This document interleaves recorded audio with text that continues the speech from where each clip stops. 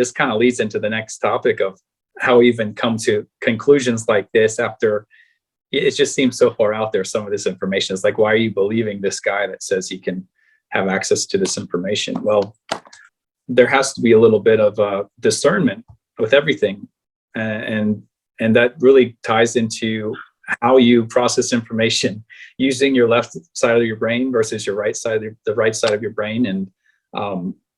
And whether you're using critical thinking, analytics, those types of tools, or whether you're using your intuition and even some more of a creative thoughts and following the signs, following these patterns that seem to come up. And if you ignore those patterns and ignore those signs just within your daily life and routine, it's going to be a lot harder to then kind of put those pieces together and have access to these other forms of information that come in.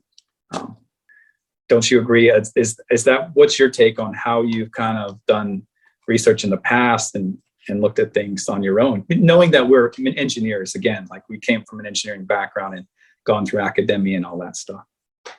Yeah, certainly. There's the experimental critical thinking science type mindsets, but there's a lot beyond that when you think about your intuition and what sits with you and what resonates with you that you don't get taught in school. Obviously, it's a personal thing for everyone that they have to experience on their own and really see how things resonate with them.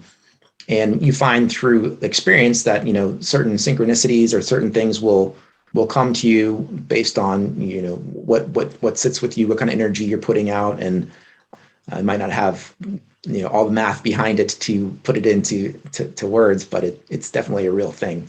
And you see it a lot now. There's a lot of science actually explaining a lot of that, and tying science, experimental science, to our energetic bodies and what we can put into the world. We talk about like Dr. Bruce Lipton and Joe Dispenza and epigenetics, and they kind of go in and they lay it out scientifically what is behind like the law of attraction and meditation and how these things actually affect our universe and our lives, and the power of belief, the power of our minds, and putting some context to what happens with these monks meditating and discovering their light bodies and these different phenomena.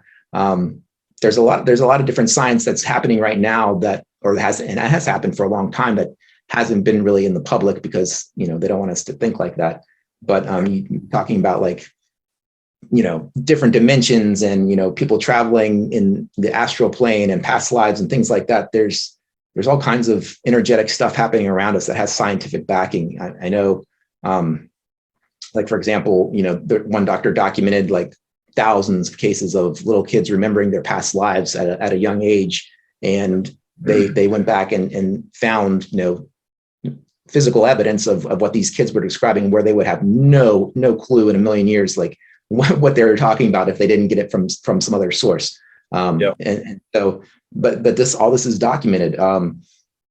There's the energy of the nature, of the earth, of the plants around us. Like it's called the Baxter effect, where if you're next to a plant, they have sensors that can pick up the plant's energy, and if you burn your thumb, the energy from the plant will spike in response to the pain that you're feeling, where everything's energetically put together. And they've actually sent people have sent those kinds of sensors and directed them into space and picked up stuff from the universe, signals from the universe that the $1 million radars wouldn't pick up or detect or anything, because they weren't looking for the right source of the energy. So there's a lot of documented cases that really take this away from being just some woo-woo, wishy-washy kind of thing that is not really tangible to making it more concrete. And I think being exposed to that, it really changes your mindset about what